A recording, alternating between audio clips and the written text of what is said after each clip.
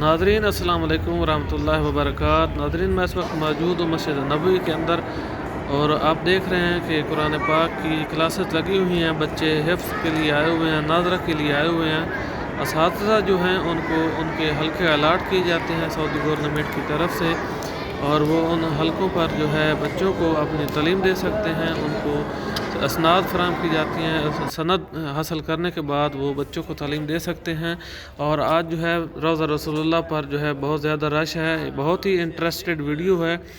آپ لوگ جو ہے ویڈیو کو مکمل واچ کریں گے۔ آپ لوگوں کو اس ویڈیو میں آگے چل کر مسجد نبوی کے بیک سائڈ کے مناظر بھی دکھاؤں گا، اور اس کے اندر بہت زیادہ CCTV کیمرے ہوتے ہیں، تو آپ لوگوں کو وہ ایک کیمرہ بھی دکھاؤں گا جو لائیو TV پر کوریج دیتے ہیں مکہ اور مدینہ شریف کی۔ اور مسجد نبوی کے اندر جو ہے آپ دیکھ سکتے ہیں کہ حفاظ کرام جو ہیں وہ بھی تعلیم حاصل کر رہے ہیں، اور یہ مسجد نبوی کے اندر صفائی پر مامور لڑکے ہیں جو کہ مسجد نبوی کے اندر زمزم کے کولر بھر کر رکھتے ہیں، اور مسجد کی صفائی جو ہے وہ بھی کرتے ہیں ماشاءاللہ۔ حرمین ہیں جو کہ مسجد نبوی کے اندر موجود ہیں، اور ابھی جو ہے مسجد نبوی کے اندر آپ لوگوں کو اذان مغرب بھی ہونے والی ہے، وہ بھی سناؤں گا۔ تو چونکہ یہ بچے جو قرآن پاک کی تعلیم حاصل کرتے ہیں یہ مختلف کنٹریز سے آئے ہوئے ہوتے ہیں، سعودی لوگ بھی ہوتے ہیں، سعودی بچے بھی ہوتے ہیں، لیکن ان کے اساتذہ جو ہیں ان کو سعودی گورنمنٹ کی طرف سے ایک سرٹیفکیٹ دیا جاتا ہے، اور اس پر ان کو ایک حلقہ الاٹ کیا جاتا ہے مسجد نبوی کے اندر، جو کہ بہت زیادہ تعداد ہوتی ہے بچوں کی، تو ایک دو استادوں کا یہ کام نہیں ہے۔ تو مختلف اساتذہ جو ہیں ان کو یہ کلاسز الاٹ کی جاتی ہیں، ان کو نمبر الاٹ کیے جاتے ہیں، اور اس کے بعد جو ہے حفظ والے علیحدہ ہوتے ہیں، ناظرہ پڑھنے والے علیحدہ ہوتے ہیں، اور اس کے علاوہ جو علماء بنتے ہیں ان کو جو ہے مختلف حلقے ہوتے ہیں ان پر جو ہے ان کو تعلیم دی جاتی ہے۔ جیسا کہ آپ دیکھ رہے ہیں ابھی بہت زیادہ تعداد میں بچے جو ہے قرآن پاک حاصل کر رہے ہیں، ان کی کلاسز بھی لی جاتی ہیں اور ان کے امتحانات بھی لیے جاتے ہیں۔ ماشاءاللہ بہت اچھی تعلیم دی جاتی ہے مسجد نبوی میں، اور اس کے اندر جو ہے ایک لائبریری بھی ہے جو پورے دنیا کی جو مصر کے اندر جو بہت بڑی لائبریری ہے، الازہر یونیورسٹی، اس کے بعد مدینہ پاک میں بھی بہت بڑی مسجد کے اندر بھی لائبریری ہے، وہ میں بھی آپ لوگوں کو کسی اور ویڈیو میں دکھاؤں گا۔ اور ابھی جو ہے آپ دیکھ رہے ہیں کہ روضہ رسول اللہ صلی اللہ علیہ وآلہ وسلم پر بہت زیادہ رش ہے، بہت زیادہ عمرہ پر آئے ہوئے لوگ یہاں پر موجود ہیں بہت زیادہ تعداد میں مسجد نبوی کے اندر۔ تو ابھی جو ہے آپ لوگوں کو میں آگے چل کر جو ہے اذان بھی سناؤں گا، اذان مغرب بھی ہونے والی ہے۔ آج موسم تھوڑا خراب ہے تو اسی لیے چھتریاں کھول دی گئی ہیں تاکہ موسم کی خرابی کی وجہ سے ہوا یا بارش کے امکانات زیادہ ہوں تو ان کو کھلا رکھا جاتا ہے، کلوز نہیں کیا جاتا۔ تو ماشاءاللہ جو ہے آج کے بہت ہی خوبصورت مناظر ہیں، اور یہ وہ CCTV کیمرہ ہے جو کہ آپ دیکھ رہے ہیں۔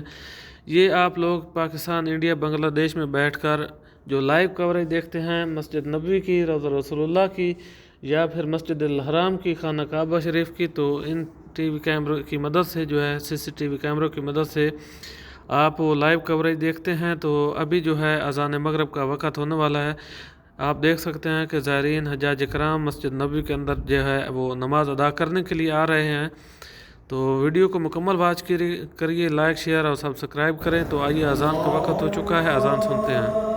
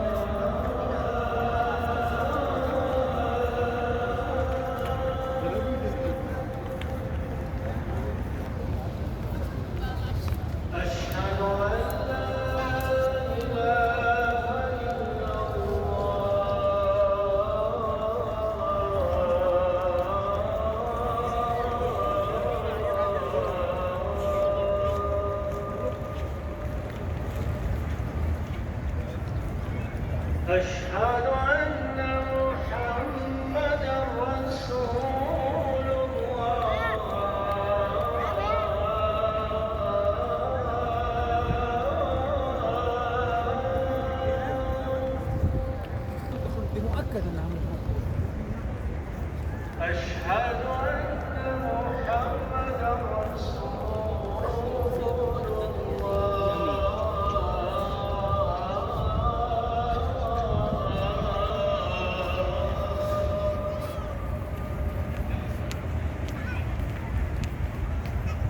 حي على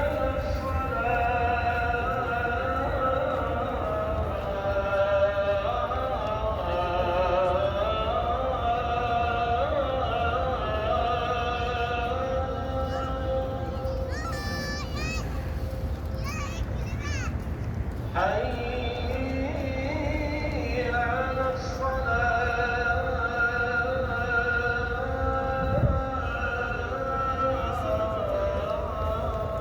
I told you about that.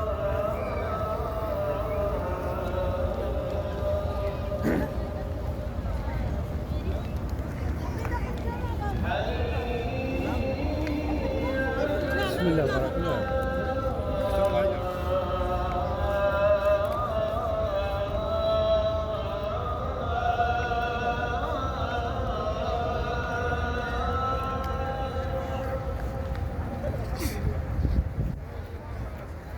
حي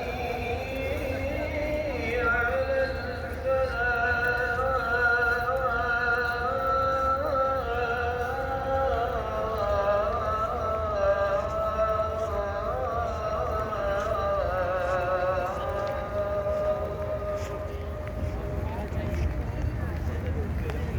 الله أكبر